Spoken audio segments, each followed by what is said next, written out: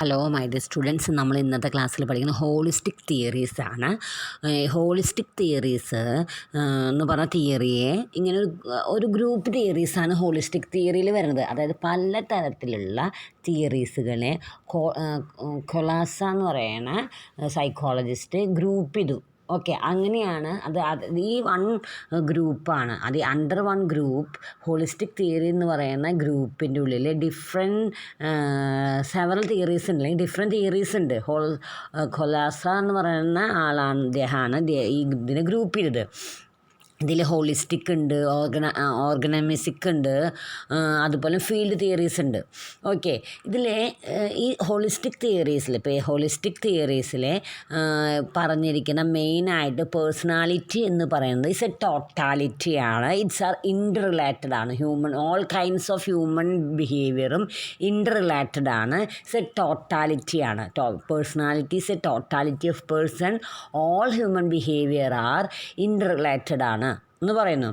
ഇതിൽ മെയിൻ കോൺട്രിബ്യൂട്ടറായിട്ട് നിങ്ങളുടെ ഈ തിയറിയിൽ പറയുന്ന മാസ്ലോൻ്റെ നീഡ് ഹൈറാർക്കി തിയറിയാണ്. നമുക്ക് മാസ്ലോൻ്റെ തിയറി പേഴ്സണാലിറ്റി എങ്ങനെ ഡെവലപ്പ് ചെയ്യണത് എന്നുള്ള പറഞ്ഞ ഹൈറാർക്കി തിയറി ഓഫ് പേഴ്സണാലിറ്റി നിങ്ങൾക്ക് നെക്സ്റ്റ് ക്ലാസ്സിൽ പഠിപ്പിക്കുന്നത് കൊണ്ട് അത് നെക്സ്റ്റ് ചാപ്റ്റർ മോട്ടിവേഷനിൽ പഠിപ്പിക്കുന്നുണ്ട്. നമുക്കറിയാം, ആദ്യ ബേസിക് നീഡ്സ് മീറ്റ് ചെയ്തിട്ട് ഓട്ടോമാറ്റിക്കലി നെക്സ്റ്റ് നീഡ്സ് എറൈവ് ചെയ്യും.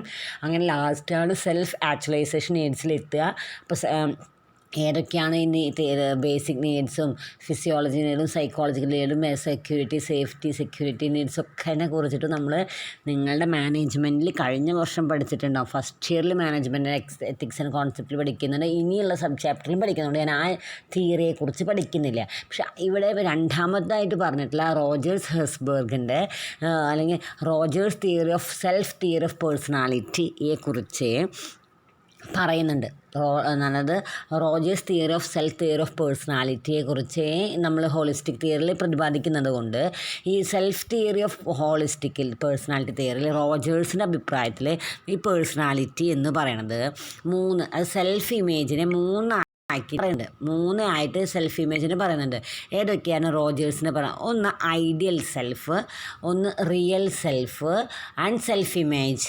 Okay, ideal self, real self and self image എന്ന് പറഞ്ഞിട്ട് റോജേഴ്സിൽ പറയുന്നുണ്ട്. ഈ റോജേഴ്സിൻ്റെ personality theory, Rogers theory of പേഴ്സണാലിറ്റിയിൽ നമ്മൾ സെൽഫിനെ മൂന്നാക്കിയിട്ടാണ് പറയുന്നത്. റോജേഴ്സിൽ പറയണത് മൂന്നാക്കി പറയുന്നുണ്ട്. ഏതൊക്കെ മൂന്നെന്ന് പറയുന്നത്? മൂന്ന് തിയറീസ് പറയണത്, മൂന്ന് സെൽഫിനെ കുറിച്ച് പറയണത് ideal self, real self and self concept of self വർത്തിനെ കുറിച്ച് പറയുന്നുണ്ട്. എന്താ ഈ മൂന്ന് കാര്യം എന്ന് പറഞ്ഞു കഴിഞ്ഞാൽ, റിയൽ സെൽഫിൽ എന്ന് പറഞ്ഞു കഴിഞ്ഞാൽ ശരിക്കും നിങ്ങൾ എന്താണ്? അതാണ് റിയൽ സെൽഫ്. റിയലായിട്ട് നിങ്ങൾ ആരാണ്? ഞാൻ റിയൽ ഷഹീദ മിസ് ആയതാണ്, അത് റിയൽ. ഐഡിയൽ സെൽഫിൽ ഷഹീദ മിസ് ആവാൻ മിസ്സിൻ്റെ ഒരു ആഗ്രഹം ഉണ്ടാവും, ഐഡിയലായിട്ട് ഞാൻ ഐഡിയൽ ഇങ്ങനെ ആയിരിക്കണം എന്ന്. അതാണ് ഐഡിയൽ സെൽഫ്. പിന്നെന്താണ്? സെൽഫ് കോൺസെപ്റ്റ് ഉണ്ട്. അതെന്താണെന്ന് വെച്ച് കഴിഞ്ഞാൽ സെൽഫ് കോൺസെപ്റ്റുകൾ സെൽഫ് എസ്റ്റീം, ഞാൻ എന്താണ്, how you look your self, how you think your self, നിങ്ങൾ നിങ്ങളെക്കുറിച്ച് എന്ത് ചിന്തിക്കുന്നു, അതാണ് how you think your self. And self image എന്ന് പറയുന്നത് self image. Okay, self image എന്ന് പറയാം. അല്ലെങ്കിൽ മൂന്ന് കാര്യങ്ങൾ നമ്മളെ ഇമേജ്. അതാണ് നമ്മളെക്കുറിച്ച് എങ്ങനെ കാണുന്നു, നമ്മളുടെ അതുപോലെ തന്നെ നമ്മളെക്കുറിച്ച് നമ്മളെ കാഴ്ചപ്പാട് എന്താണ്. ഓക്കെ, എന്നെക്കുറിച്ച് എൻ്റെ തിങ്കിങ് എന്താണെന്നുള്ളത് എൻ്റെ ലൈഫിൽ എൻ്റെ പാരൻസാണ്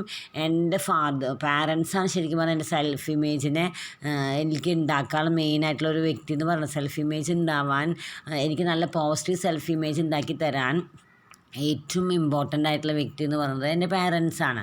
ഓക്കെ, അപ്പോൾ ശരിക്കും ഈ നമ്മുടെ സെൽഫ് വെർത്തും സെൽഫ് ഇമേജും ഐഡിയൽ സെൽഫും ഒന്ന് പറയുക ഒരു ബന്ധമില്ലാന്ന് വിചാരിക്കുക. അതായത് എൻ്റെ സെൽഫ് വെർത്തും എൻ്റെ സെൽഫ് ഇമേജും ഐഡിയൽ സെൽഫും.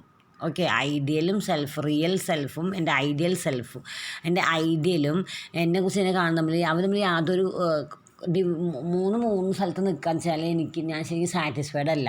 എന്നാൽ എൻ്റെ റിയൽ സെൽഫ്, ഞാൻ ആഗ്രഹിക്കുന്ന സെൽഫ്, എൻ്റെ ഐഡിയൽ സെൽഫും തമ്മിൽ ഭയങ്കരമായിട്ട് മാച്ച് ചെയ്യുന്നുണ്ടെന്ന് വിചാരിക്കുക. അപ്പോൾ നമ്മൾക്ക് എന്താണ്, ഞാനൊരു സക്സസ്ഫുള്ളായ പേഴ്സൺ ആയിരിക്കും. അപ്പോൾ ഈ ഐഡിയൽ സെൽഫ് റിയൽ സെൽഫും തമ്മിൽ, റിയലും ഐഡിയൽ സെൽഫും തമ്മിൽ ഗ്യാപ്പ് വളരെ കുറവാണ് പാടുള്ളൂ. ഈ ഗ്യാപ്പ് കൂടിക്കഴിഞ്ഞ് കഴിഞ്ഞാൽ നമുക്ക് ഇൻകൺകറൻസ് ഉണ്ടാവുക. നമുക്കതിനോട് നമ്മൾ സാറ്റിസ്ഫൈഡ് ലൈഫ് ഉണ്ടാവില്ല. സാറ്റിസ്ഫൈഡ് ലൈഫ് ഉണ്ടാവണമെങ്കിൽ നമ്മളുടെ ഐഡിയലായി ചിന്തിക്കുന്നത്, ഞാൻ ആരാവണമെന്ന് ചിന്തിക്കുന്നതും യഥാർത്ഥത്തിൽ ഞാനും തമ്മിലുള്ള ഗ്യാപ്പ്, യഥാർത്ഥത്തിൽ ഞാനും റിയൽ ഞാനും തമ്മിൽ മാച്ച് കുറവ് പാടില്ല, വളരെയധികം അടുത്തിട്ടുണ്ടായിരിക്കണം എന്നാണ് പറഞ്ഞിരിക്കുന്നത്. അപ്പോൾ ഇതിൽ പറഞ്ഞിരിക്കുന്നത് നമ്മൾ സെൽഫ് ഇമേജും ഐഡിയൽ സെൽഫിനൊക്കെ കുറിച്ചിട്ട്. അപ്പോൾ ഇതിൽ നമ്മൾ മനസ്സിലാക്കുന്ന കാര്യങ്ങളാണ് പറഞ്ഞു കഴിഞ്ഞു. അപ്പോൾ ഇത്രയും കാര്യങ്ങൾ പറഞ്ഞ് പേഴ്സണാലിറ്റി നമുക്ക് അവസാനിപ്പിക്കാം. ഞാൻ കൂടുതലായിട്ട് ഞാനും ഡെപ്തായിട്ട് വായിച്ചിട്ട് നിങ്ങൾക്ക് പറഞ്ഞു തരുമ്പോൾ നിങ്ങൾക്ക് കൺഫ്യൂഷൻ വേണ്ട. അപ്പോൾ കൺകറൻസും അതായത് എൻ്റെ സെൽഫ് വർത്ത്, എൻ്റെ സെൽഫ് ഇമേജ്, എൻ്റെ ഐഡിയൽ സെൽഫ് മൂന്ന് ധ്രുവത്തിലാണ് നിൽക്കണമെങ്കിൽ ഇൻകൺകറൻസാണ്. കൺകറൻസ് ഉണ്ടാവണമെങ്കിൽ എൻ്റെ സെൽഫ് വർത്തും സെൽഫ് ഇമേജും ഐഡിയൽ സെൽഫും തമ്മിൽ വളരെയധികം റിലേറ്റഡ് ആയിട്ടിരിക്കണം.